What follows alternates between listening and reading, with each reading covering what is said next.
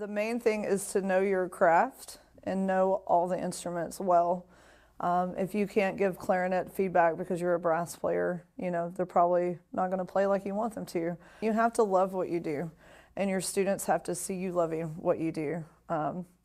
Been in a lot of contact with band directors that are kind of what I would say disgruntled. If you get disgruntled and you're not having a good time, then the kids are not having a good time. And they have to have a good time and emotional connection with what you're doing for them to stay in the program. Our class is not an English or math or science class where they have to have that class, right? They don't have to take band. So I try to make sure it's an environment that they're ready and happy to come to each day.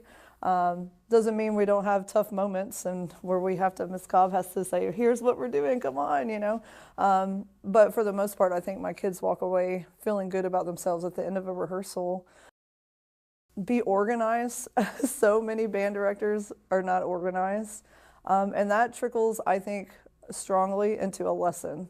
If you're not organized on the back end of things behind the scenes and in your lesson planning, then your lessons aren't going to go well and your kids are not going to play well, and you have to be detail-oriented in a music score for that to be a high-level quality performance. And then relationships within the building. You got to get to know your admin on a personal level.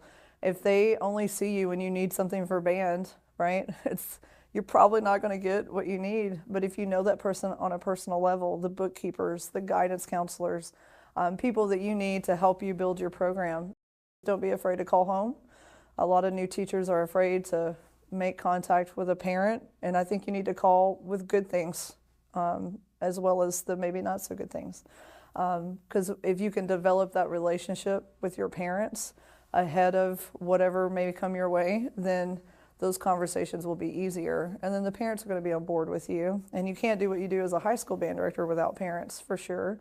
You need a lot of help behind the scenes.